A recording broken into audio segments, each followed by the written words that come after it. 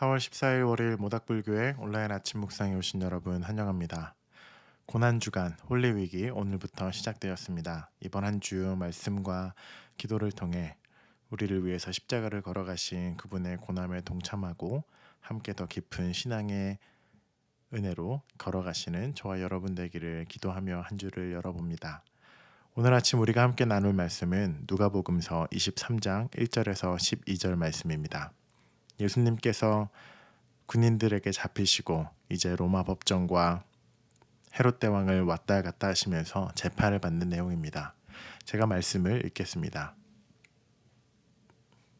무리가 다 일어나 예수를 빌라도에게 끌고 가서 고발하여 이르되 우리가 이 사람을 보매 우리 백성을 미혹하고 가이사에게 세금 바치는 것을 금하며 자칭 왕 그리스도라 하더이다 하니 빌라도가 예수께 물어 이르되 내가 유대인의 왕이냐 대답하여 이르시되 내 말이 옳도다.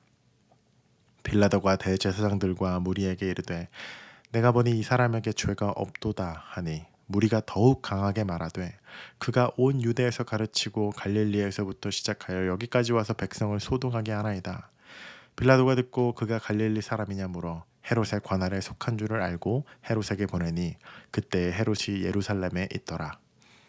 헤롯이 예수를 보고 매우 기뻐하니 이는 그의 소문을 들었으므로 보고자 한지 오래되었고 또한 무엇이나 이적 행하심을 볼까 바랐던 연고더라. 여러 말로 물으나 아무 말도 대답하지 아니하시니 대제사장들과 서기관이 서서 힘써 고발하더라. 헤롯이 그 군인들과 함께 예수를 업신여기며 희롱하고 빛난 옷을 입혀 빌라도에게 도로 보내니 헤롯과 빌라도가 전에는 원수였으나 당일에 서로 친구가 되니라. 예수님께서 가룟 유다의 배신을 통해서 로마 군인들에게 잡히시고 드디어 공회 앞에 재판대 앞에 서게 되셨습니다. 빌라도 로마 제국의 통치자였습니다. 당시 유대인들은 스스로 사형이나 형을 집행할 수 없었기 때문에 로마의 법과 권력에 기대어 예수를 심판하고 제거할 계획을 종교 지도자들을 중심으로 짜서 예수님이 지금 여기까지 와 계신 것입니다. 그런데 빌라도의 신문을 통해 예수의 삶과 행적과 하신 일들을 돌아보니 그에게 유죄를 선고할 만한 것이 보이지 않았습니다. 그래서 꽤 난감하고 난처하게 빌라도가 있다가 마침내 예수께서 갈릴리라는 유대 통치하는 분봉왕이 있는 유대 자치기구 출신임을 알고 그 유대 자치기구에서 다스리는 마을을 다스리는 분봉왕인 헤롯에게 예수님을 보냅니다. 그리고 헤롯 역시 예수를 신문하고 또 그 신문 과정 중에 그의 침묵에 맞서서 비난하고 또 조롱하다가 다시 빌라도에게 보냅니다. 빌라도와 헤롯 모두 예수의 죄명을 정확하게 분별하거나 발견하지 못했습니다. 많은 종교 지도자들과 유대 대제사장들이 예수를 고발하여 지금 여기까지 오긴 했는데 정확한 죄목이 없습니다. 굉장히 애매한 겁니다. 당연히 죄 없으신 예수 그리스도께서 오해를 받아 그들의 욕심에 눈이 멀어 여기까지 오셨으니 유죄라고 선고할 만한 사건이 없었습니다.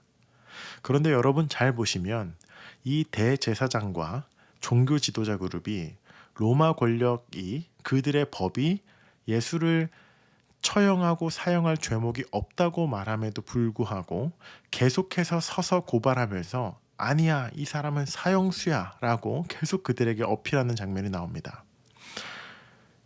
이 장면에서 우리는 이 종교 지도자 그룹이 이미 본인들의 욕심과 본인들의 아젠다와 무언가를 이루고자 하는 그들의 욕망에 완전히 눈이 가리워졌음을 알 수 있습니다.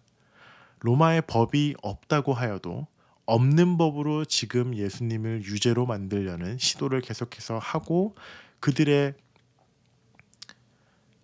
계속해서 이유 없는 고발을 끊임없이 하고 있는 것이죠. 더 이상 예수님께서 실제로 죄가 있냐 없냐는 중요하지도 않습니다. 이미 예수께서는 무죄를 선고받았지만 그들은 예수를 다시 풀어줄 마음이 없었습니다.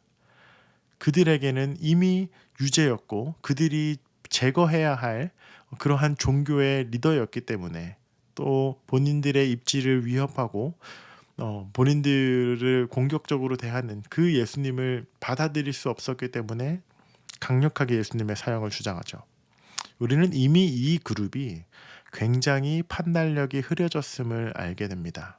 무엇이 그들의 판단력을 흐려지게 만들었습니까? 그들의 욕망과 욕심입니다. 예수님을 향한 분노와 시기와 질투가 이미 그들이 옳은 선택을 할 수 없을 지경으로 그들을 눈멀게 해버렸습니다. 눈앞에서 무죄 선고가 나왔지만 그들은 끝까지 예수가 유죄라고 고발한 그 모습을 보면서 오늘 우리의 일상에서도 우리 안에 계속해서 분노가 축적돼 있고 시기와 질투가 축적돼 있고 우리 안에 이미 옳은 것을 옳게 분별할 수 있는 지혜가 분노와 시기와 질투와 열등감으로 훼손될 수 있다는 것입니다. 그들에게 사실은 더 이상 중요하지 않습니다. 다만 예수를 향한 분노와 감정만 남아있는 것이죠. 그 분노가 예수를 십자가로 못 박는데 끊임없는 고발을 하게 됩니다. 사랑하는 여러분, 오늘 말씀을 들으면서 때로는 우리 마음에 있는 분노와 우리 마음 깊숙한 곳에 있는 질투 혹은 열등감, 그러한 아픔과 상처들을 우리가 굉장히 잘 관리하고 다스려야 한다는 것을 보여줍니다. 우리가 그것에게 점점 잠식당하고 그것이 우리의 생각과 마음과 영혼을 지배하기 시작할 때 눈앞에 있는 분명한 사실조차 받아들일 수 없는 지경이 돼버리고 맙니다.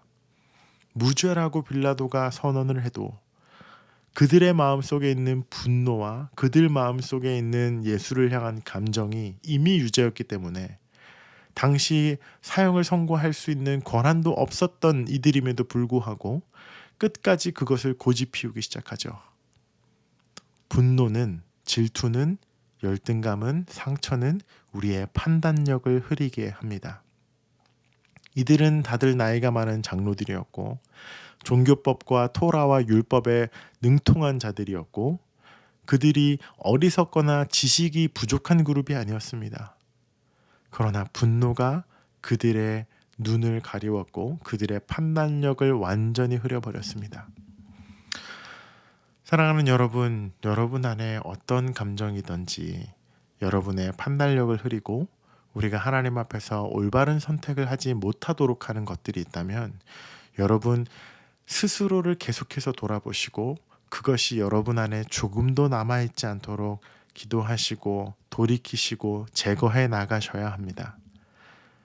예수님이 활동하시던 그 3년의 기간 동안 이 그룹은 끊임없이 예수님과 갈등을 겪고 예수님으로부터 많은 꾸중과 질책을 받기도 하였고 예수님을 향한 분노를 계속해서 키워갔습니다. 그 분노와 열등감과 시기 질투가 3년이 채워지자 이 사람들은 완전히 판단력을 잃어버리게 되었습니다. 여러분 안에 결국 우리의 판단력을 흐리게 하는 어떠한 감정이나 상처나 아픔이 있습니까? 오늘 십자가 앞에 그리고 그 예수님 앞에 그것들을 온전히 내려놓는 여러분 되시길 원합니다. 진리가 우리를 자유케 하리라. 우리의 과거와 상처와 아픔과 분노와 우리의 정상적인 판단력을 흐트러뜨리는 그 모든 것들을 그리스도 앞에 온전히 내려놓으십시오. 그 안에 소망과 회복이 시작될 것입니다. 함께 기도하겠습니다. 하나님의 말씀을 사랑하고 율법을 수호하였던 그 종교 지도자 율법 선생들도 그들 마음 가운데 분노가 일고 질투가 일고 시기와 열등감과 상처가 쌓이자 정상적인 판단을 할 수 없을 만큼 그들은 무너져 있었습니다. 하나님, 우리 안에도 이러한 어둠이 없는지 우리의 마음과 생각과 영혼을 주님의 앞에서 살핍니다. 주여, 우리를 정결케 하여 주시고 우리 안에 있는 어둠과 아픔을 치료하여 주시고 우리가 더 이상 그 죄를 반복하지 않도록 하나님 앞에서 건강하고 온전히 살아갈 수 있도록 주여 우리를 인도하여 주시옵소서. 감사드리며 예수님 이름으로 기도합니다. 아멘. 고난주간 하나님의 특별한 은총과 사랑을 경험하시는 여러분 되기를 축복합니다.